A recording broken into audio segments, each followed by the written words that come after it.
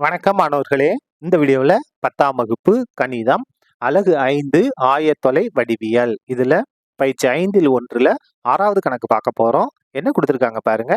-4, -2, -3, k, 3, -2 மற்றும் 2, 3 ஆகிய முனைகளை வரிசையாக கொண்ட நாற்கரத்தின் பரப்பு 28 சதுர அலகுகள் எனில் k இன் மதிப்பை காண்க.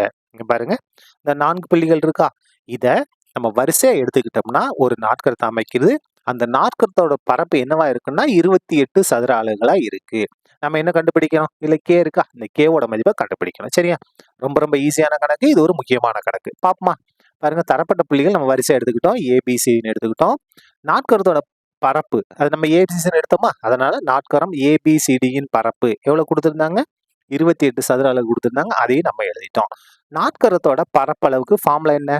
1/2 1/2 x1 y1 x2 y2 x3 y3 x4 y4. திரும்ப என்ன வரும்? x1 y1 வரும். இது எதுக்கு சமமா இருக்கும்? இந்த 28 சதுர அலகுகளுக்கு சமமாக இருக்கும். மறக்காம அம்புக்குறி போடணும். முதல்ல கீழ் நோக்கிய அம்புக்குறி, அதுக்கு அடுத்தது மேல் நோக்கிய அம்புக்குறி. சரியா? இப்ப பாருங்க, இந்த முதல் புள்ளி இருக்கு இல்லையா, இதான் என்னது? x1 y1 x1 y1. ரெண்டாவது புள்ளி x2 y2. மூணாவது புள்ளி x3 y3. நாலாவது புள்ளி x4 y4. அப்படியே எடுத்து இந்த இடத்துல எழுதுவோம் பாருங்க. இந்த 1/2 நமக்கு எந்த மாற்றமும் இல்ல. x1 y1 x1 y1னா -4 -2, x2 y2னா -3 k, x3 y3னா 3 -2, x4 y4னா 2 3. திரும்ப x1 y1 பாருங்க, -4 -2. இது எதுக்கு சமமா இருக்கும்? இந்த 28க்கு சமமாக இருக்கும். சரியா? இப்ப பாருங்க, நம்ம சுருக்கிடலாமா? 1/2 அப்படியே வந்துரும். முதல்ல கீழ் நோக்கி பெருக்க போறோம். -4 கேவையும் பெருக்குனா -4k, மைனஸையும் பெருக்குனா பிளஸ் 2 6. சரியா? இப்ப இங்க 3 பெருக்குனா 9. என்ன 9? +9. இதை பெருக்குங்க. பிளஸையும் மைனஸையும் பெருக்குனா மைனஸ், 2 4 4. 2 4. சரியா? அதுக்கு அடுத்தது கீழ் நோக்கி பெருக்கிட்டோம். மைனஸ் போட்டுக்கிட்டு மேல் நோக்கி பெருக்க போறோம். மைனஸையும் பெருக்குனா பிளஸ், 2 3 6. இங்க பாருங்க, கேவையும் 3 பெருக்குனா 3k, கேவையும் 3 பெருக்குனா 3k. இந்த இடத்துல பிளஸையும் மைனஸையும் பெருக்குனா மைனஸ், 2 2 4. இந்த இடத்துல பாருங்க, இங்க பிளஸ் இங்க மைனஸ், பிளஸையும் மைனஸ் பெருக்குனா மைனஸ், முன்னாங்க 12. இது எதுக்கு சமமா இருக்கும்னா இந்த 28க்கு சமமாக இருக்கும். இப்ப பாருங்க, இந்த 1/2 அந்த பக்கம் கொண்டு போயிருவோம். இதை மட்டும் நம்ம சுருக்கலாம் பாருங்க. -4k எந்த பிரச்சனையும் இல்லை. இதை பாருங்க, 6ஐயும் 9ஐயும் கூட்டினா 15. 15ல 4 கழிச்சா 11 + 11. திரும்ப சொல்றேன் பாருங்க.